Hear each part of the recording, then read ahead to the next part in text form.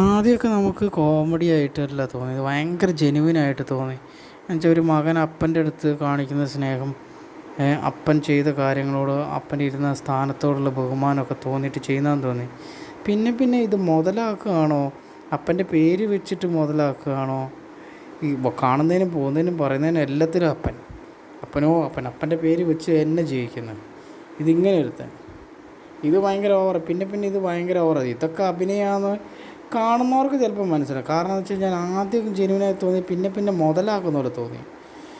പിന്നെ എന്താണെന്ന് വെച്ച് കഴിഞ്ഞാൽ ഈ മൂപ്പര് മരിക്കുന്നവരെ ഇവനെ പൊതുസ്ഥലങ്ങളിലോ കോൺഗ്രസിൻ്റെ രാഷ്ട്രീയപരമായ ഒരു സ്ഥലങ്ങളിലും സ്ഥാനമാനങ്ങൾ ഇപ്പോൾ ഇന്ന് പറഞ്ഞത്, ഞാനൊരു സ്ഥാനമാനങ്ങളും ഇല്ലാതെ 26 വർഷം വർക്ക് ചെയ്തതാണ്.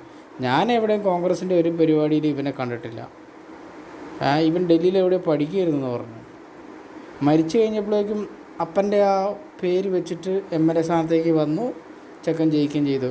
പിന്നെ അപ്പനെ വിറ്റ് ജയിക്കുന്നു. ഇത് ഇങ്ങനൊരു സാധനം. ഇവരെ പാർട്ടികളിലെ മൊത്തം ഇങ്ങനെ തന്നെ.